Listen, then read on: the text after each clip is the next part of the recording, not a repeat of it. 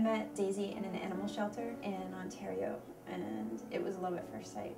She was by far the most pathetic cat there, hence her appeal.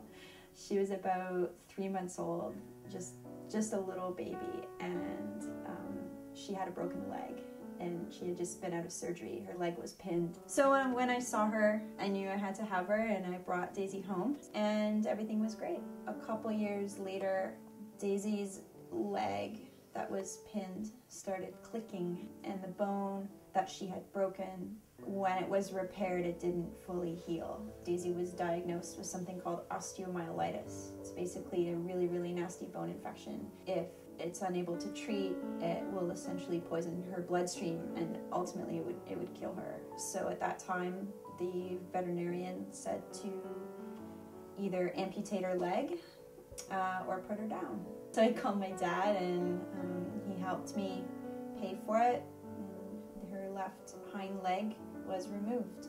It was good. Like, I was glad I did it. You know, you always have these worries going into it, like, is she gonna hate me? Like, is she gonna adapt? Is she gonna be okay? Like, you know, will she be able to walk and run and play?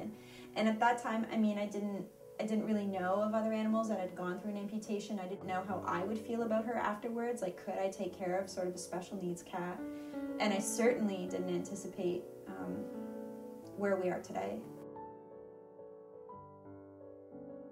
It's tough. That surgery is now kind of caught up with her, and so what's happened is her remaining hind leg is essentially exhausted, and getting around has become increasingly difficult. And now we're at the point where the vet basically says that she's immobile, that she's non-ambulatory is the technical term, which means that Daisy doesn't have the ability like other cats to do regular cat things, like, you know, run around or like use the litter box, or just get up and go over to her food dish. So all of those needs need to still be met, and the challenge, I guess, is up to me to be creative about how I can still meet her needs, because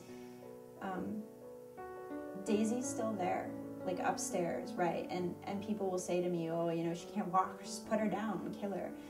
But I don't see that as being an option, and I don't think it's up to me to make that decision. What I know and what I see every day is she's happy, she purrs, she sleeps in my bed, she has preferences, she likes certain toys, she likes to be in the sun, she loves hot laundry, to be covered up with warm towels, she loves to be brushed.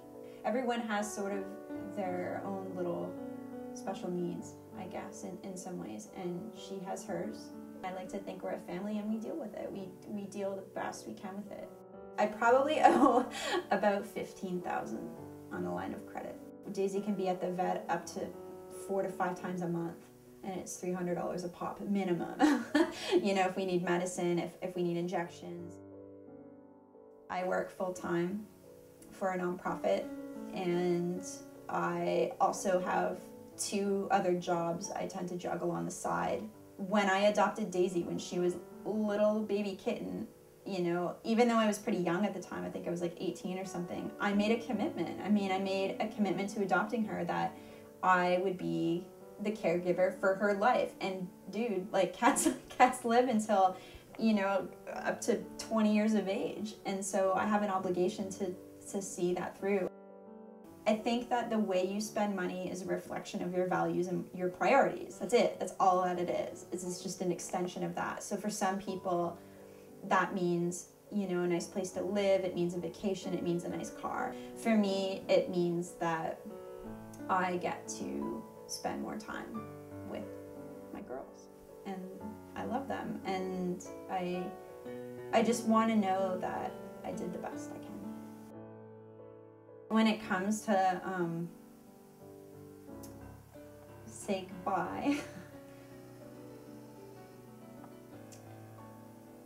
it'll be interesting, because on one hand it'll be like, and I don't really feel guilty about that. I think most people do in that kind of role, where you feel relieved of all this like duty and responsibility and obligation and pressure, and it's sort of like this newfound freedom where it's like, you know, whoa, I get my life back.